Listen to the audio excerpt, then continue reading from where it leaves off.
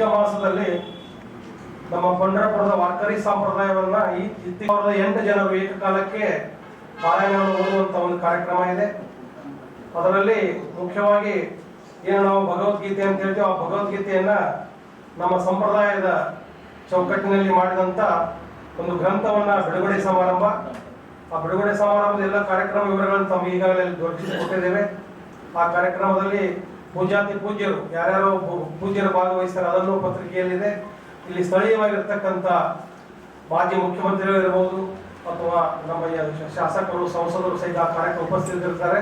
ಆ ಕಾರ್ಯಕ್ರಮದಲ್ಲಿ ಏನು ಜೂನ್ 7ರಿಂದ ನಡೀತಕ್ಕಂಥ 13ರವರೆಗೆ ತಾವು ಸಹಿತ ಆ ಕಾರ್ಯಕ್ರಮಕ್ಕೆ ಕಾಲಕ್ಕೆ ಬಂದು ಆ ಕಾರ್ಯಕ್ರಮದ ನಮ್ಮ ಒಂದು ಸಂಪ್ರದಾಯವನ್ನು ವಿಸ್ತರಣೆ ಮಾಡಲಿಕ್ಕೆ ಎಲ್ಲ ದಕ್ಷಿಣ ಕನ್ನಡ ಜಿಲ್ಲೆಯ ಎಲ್ಲ ಪತ್ರಕರ್ತ ಬಂಧುಗಳು ಪ್ರತಿದಿನ ತಾವು ಆಗಮಿಸಿ ಆ ಕಾರ್ಯಕ್ರಮದ ನಮ್ಮ ಉದ್ದೇಶವನ್ನ ತಾವು ಜನರಿಗೆ ಪ್ರಚಿತಪಡಿಸಬೇಕಂತ ತಮ್ಮಲ್ಲಿ ನೆನೆಸಿಕೊಳ್ತಾ ಮುಂದಿನ ವಿಷಯವನ್ನ ನಮ್ಮ ನಾರಾಯಣ ಗುರುಗಳೆಲ್ಲ ವಿಶ್ಲೇಷಣೆ ಮಾಡ್ತಾರೆ.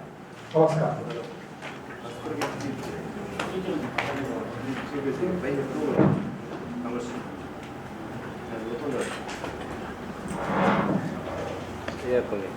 ಮೊದಲನೆಯದಾಗಿ ಅಖಿಲ ಕೋಟಿ ಬ್ರಹ್ಮಾಂಡ ನಾಯಕನಾದಂತಹ ಪರಮಾತ್ಮನ ಚರಣಾರವಿರ್ತಕ್ಕಂಥ ಮಸ್ತಕನಾಗಿ ಇಲ್ಲಿ ಸೇರಿರುವಂತಹ ಉದ್ದೇಶ ಯಾವ ಅಧಿಕ ಮಾಸದ ನಿಮಿತ್ತ ಮಾಡಿಕೊಂಡು ನಮ್ಮ ಚೈತನ್ಯ ಸದ್ಗುರುಗಳು ವೈಕುಂಠವಾಸ ಸ್ವಾಮಿ ಮಹಾರಾಜರು ಪ್ರತಿ ಅಧಿಕ ಮಾಸಕ್ಕೆ ಒಂದು ಸಾರಿ ಒಂದೊಂದು ಕ್ಷೇತ್ರದಲ್ಲಿ ನಿಯೋಜನೆಯನ್ನು ಮಾಡಿ ಅಲ್ಲಿ ಈ ವಾರ್ಕರಿ ಸಂಪ್ರದಾಯದ ಪರಿಚಿತ ಇರಲಾರದ ಸ್ಥಳದಲ್ಲಿ ಪರಿಚಯ ಮಾಡಬೇಕನ್ನುವ ಭಾವ ಇಟ್ಟುಕೊಂಡು 2012ರಿಂದ ಇಲ್ಲಿಯವರೆಗೆ ಕಾರ್ಯಕ್ರಮಗಳನ್ನು ಮಾಡ್ತಾ ಬಂದಿದ್ದಾರೆ. ಅದರಲ್ಲಿ ಕ್ಷೇತ್ರ ಯಾವ ಸಂಡೂರು ಕ್ಷೇತ್ರ, ತದನಂತರ ಪಂಪಾ ಸರೋವರದಲ್ಲಿ ಮತ್ತು ದೇವು ಗ್ರಾಮದಲ್ಲಿ, ಈಗ ನಮಗೆ ಧರ್ಮಸ್ಥಳದಲ್ಲಿ ಕಾರ್ಯಕ್ರಮವನ್ನು ಮಾಡಬೇಕು. 1008 ಜನ ಪಾರಾಯಣಕ್ಕೆ ಕುಳಿತುಕೊಂಡು ಈ ಪಾರಾಯಣವನ್ನ ಇಲ್ಲಿ ಉದ್ದೇಶ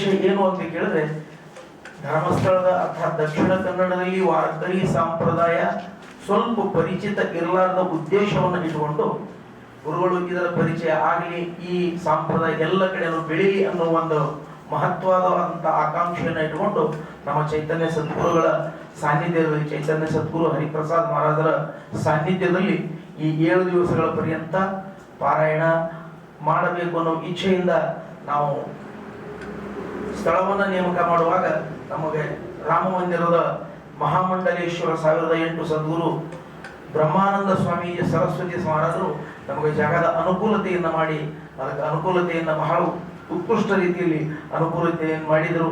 ಅದೇ ಪ್ರಕಾರ ಈ ಕಾರ್ಯಕ್ರಮಕ್ಕೆ ಈ ಭಾಗದಲ್ಲಿರುವಂತಹ ಸದ್ಗುರು ಸ್ವಾಮೀಜಿ ಶಂಕರಾಚಾರ್ಯರ ಪೀಠದ ಸಚ್ಚಿದಾನಂದ ಭಾರತಿ ಪಾದಂಗಳು, ಅದೇ ರೀತಿಯಾಗಿ ನಿತ್ಯಾನಂದ ಯೋಗ ಆಶ್ರಮದ ಯೋಗಾನಂದ ಸರಸ್ವತಿ ಸ್ವಾಮೀಜಿಯವರು, ಇನ್ನೂ ಈ ಭಾಗದ ಅನೇಕ ಸಚಿವರು ಮತ್ತು ಶಾಸಕರು ಎಲ್ಲರ ಒಂದು ಸಹಾಯ ಸಹಕಾರದಿಂದ ಈ ಧರ್ಮಕ್ಷೇತ್ರದ ಕನ್ಯಾಡಿ ಕ್ಷೇತ್ರದಲ್ಲಿ 7 ದಿವಸಗಳ ಪರ್ಯಂತ ಕಾರ್ಯಕ್ರಮ ನಡೀಲಿಕ್ಕೆ ಅನುಕೂಲವನ್ನು ಮಾಡಿಕೊಟ್ಟಿದ್ದಾರೆ.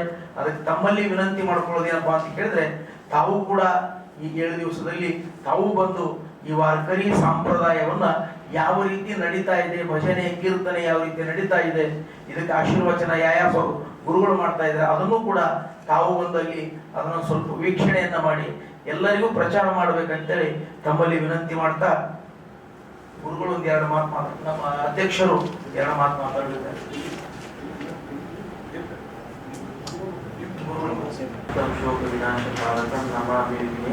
ಶ್ವರಪಾದ ಮಂಗಜಂ ನಮ್ಮ ನಾರಾಯಣ ಹಾಗೂ ನಮ್ಮ ಆರ್ಕೆ ಮಾಸ್ತರ್ಗೆ ಇವರಿಬ್ರು ನಿಮ್ಮಂತ ಎಲ್ಲರಿಗೆ ಇದು ನಮ್ಮ ಕಾರ್ಯಕ್ರಮವನ್ನ ಹೆಂಗ್ ನಡೀತಾ ಇದ್ರಿ ಹೆಂಗೆ ಅದು ಎಲ್ಲ ಹೇಳಿ ಆ ಕಾರ್ಯಕ್ರಮ ಒಳಗ್ರಿ ನಾವು 7 ದಿನ ಪರ್ಯಂತ ನಾವು ಏನು ಮಾಡ್ತೀವಿ ಅಂತ ನಮ್ಮ ಭಗವಂತ ಪಾಂಡುರಂಗ ಪರಮಾತ್ಮನ ನಾವೇನು ತಗೊಂಡು ನಾಮಸ್ಮರಣೆ ನಾಮ ಜಪ ಮಾಡಿರ್ತೀವ್ರಿ. ಅದ್ರಾಗ ಬೆಳಗ್ಗೆ 4ರಿಂದ 5 ತನಕ ಕಾಕಲ ಆರತಿ ಮಂಗಲ ಆರತಿ ಇರ್ತೀರಿ. ಅದಾದ ನಂತರ ಬೆಳಗ್ಗೆ 7 ಹಿಡ್ಕೊಂಡ್ರಿ, 7ರಿಂದ 11 ತನಕ ಶ್ರೀ ಗ್ರಂಥರಾಜ ಜ್ಞಾನೇಶ್ವರಿ ಗದ್ದ ಪಾರಾಯಣ ಇರತ್ರಿ. ಅದಾದ ನಂತರ 11ರಿಂದ 1 ತನಕ ನಮ್ದು ಕೀರ್ತನೆ ನಡೀತಿರ್ತಾಯಿದ್ರಿ. ಅದಾದ ನಂತರ ವಿಶ್ರಾಂತಿ ಆದ ನಂತರ ಮಧ್ಯಾಹ್ನ ನಾಲ್ಕು ಹಿಡ್ಕೊಂಡ 5-6 ತನಕ ನಮ್ಮ ಪ್ರವಚನ ಆದ ನಂತರ 7ರಿಂದ 9 ಕೀರ್ತನೆ ಅದಾದ ನಂತರ ಮತ್ತೆ ಭಗವಂತನ ನಾಮಸ್ಮರಣ ಹಿಂಗೆ ಅಖಂಡವಾಗಿ ಅದು ಏನೈತ್ರಿ ಅದು ಒಂದು 7 ದಿನ ಒಂದು ಸಪ್ತಾಹ ನಾವು ಅದನ್ನ ನಡೆಸ್ಕೊಂತ ಹೋಗ್ತೀವಿ. ಅದಕ್ಕೆ ಮತ್ತು ನಮ್ಮ ನಾರಾಯಣ ಭವನ ಮತ್ತು ನಮ್ಮ ಆರ್ತಿ ಮಾಸ್ತರಿಗೆ ಎಲ್ಲ ಬರ್ಬೇಕ್ರಿ. ಆದ್ರೂ ಕೂಡ ಈ ಭಾಗದಲ್ಲಿ ಮಂಗಳೂರು ಭಾಗದಲ್ಲಿ ವಾರ್ಕರಿ ಸಂಪ್ರದಾಯದ ಪ್ರಚಾರ ಪ್ರಸಾರ ಐತ್ರಿ. ಆದ್ರೆ ಅದು ಸಂಕ್ಷಿಪ್ತವಾಗಿರುತ್ತೆ. ಅದನ್ನ ನಾವು ಎಲ್ಲರೂ ಕೂಡ ಬೆಳೆಸೋಣ. ಮತ್ತು ಅದ್ರ ಕೂಡ ರೀ ಯಾರಿಗೆ ಭಗವಂತನ ಮೇಲೆ ಪ್ರೀತಿ, ಪರಮಾತ್ಮನ ಮೇಲೆ ಪ್ರೀತಿ, ಸ್ವಲ್ಪ ಹೆಚ್ಚಿಗೆ ಕಲಿಬೇಕಂತ ಏನಾದ್ರು ಇತ್ತಂದ್ರೆ ವಾರ್ಕರಿ ಸಂಪ್ರದಾಯ ಬಗ್ಗೆ ಇರ್ಲಿ ಮತ್ತು ನಮ್ಮ ಪಂಢರಪುರ ಸಂಪ್ರದಾಯ ಬಗ್ಗೆ ಯಾರಿಗೆ ಏನಾದ್ರು ಮಾಹಿತಿ ಬೇಕ್ರಿ ಅಂದ್ರೆ ಅದ್ರ ಪ್ರವಚನ ಹೆಂಗೆ ಮಾಡ್ತೀವಿ, ಇದರೊಳಗೆ ಆ ಅಭಂಗ ವಿಶ್ಲೇಷಣೆಯನ್ನು ಹೆಂಗೆ ಮಾಡ್ಕೊಂಡು ಬಂತೀವಿ. ಅದು ಯಾರಿಗೆ ಸ್ವಲ್ಪ ಅಭ್ಯಾಸ ಮಾಡ್ಬೇಕಂದ್ರೆ ಅವ್ರಿಗೆ ಇದು ಒಳ್ಳೇದು ಸಂಧಿ ಐತ್ರಿ. ಅವ್ರೆಲ್ಲಾರು ತಮ್ಮ ಸ್ವಲ್ಪ ಸಮಯ ತೆಗೆದು ಅಲ್ಲಿ ಬಂದು ಅದ್ರ ಬಗ್ಗೆ ನೀವು ಸ್ಟಡಿ ಮಾಡ್ಬೋದ್ರಿ. ಅದ್ರ ಕೂಡ ನಮ್ಮ ಈ ಕಾರ್ಯಕ್ರಮಕ್ಕೆ ಎಲ್ಲರ ಸಹಕಾರವನ್ನು ಕೊಡ್ಬೇಕಾಗಿವೆ. ಅದೊಂದು ಎಷ್ಟು ಐತಿಹಾಸಿಕ ಹಿನ್ನೆಲೆ ಎಷ್ಟಿದೆ? ವೇದದ ಮೇಲೆ ಆಧಾರದ ಆ ವೇದವನ್ನ ಋಷಿಮುನಿಗಳು ಮಾಡ್ತಾ ಬಂದಿದ್ದಾರೆ. ಆ ಋಷಿಮುನಿಗಳು ವೇದಗಳು ನಡೆದ ಹಾದಿಯಲ್ಲೇನೆ ಈ ವಾರ್ಕರಿ ಸಂಪ್ರದಾಯ ಮೂಲ ತಳಹದಿಯನ್ನ ನಮ್ಮ ಜ್ಞಾನೇಶ್ವರ ಮಹಾರಾಜರು, ವಿಷ್ಣುವಿನ ಅವತಾರವೇ ಮಹಾ ಜ್ಞಾನೇಶ್ವರ ಮಹಾರಾಜರ ಅವತಾರದು. ಆ ಜ್ಞಾನೇಶ್ವರ ಮಹಾರಾಜರು ಈ ವಾರ್ಕರಿ ಸಂಪ್ರದಾಯದ ಮೂಲ ತಳಹದಿಯನ್ನ ರಚಿಸ್ತಾ ಈಗ ಸುಮಾರು 700 ವರ್ಷಗಳ ನಂತರ ಈ ಕಾರ್ಯಕ್ರಮ ನಡೀತಾ ಬಂದಿದೆ. 725 ವರ್ಷಗಳಿಂದ ಈ ವಾರ್ಕರಿ ಸಂಪ್ರದಾಯ ನಡೀತಾ ಬಂದಿದೆ. ಈಗ ಅದನ್ನು ಕೂಡ ನಿಮ್ಮ ನಾಳೆ ಆಷಾಢದಲ್ಲಿ ನೀವು ನೋಡಲಿಕ್ಕೆ ಸಿಗ್ತದೆ. ಅಳಂದಿಯಿಂದ ದೇವದಿಂದ ಪಾದಯಾತ್ರೆಗಳು ಬರ್ತಾ ಇದೆ ಪಂಢರಪುರಕ್ಕೆ.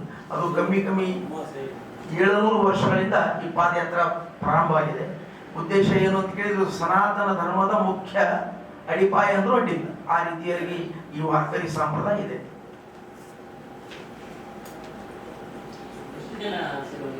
ಈಗ ನಿರೀಕ್ಷೆ ಇಲ್ಲ ಸರ್.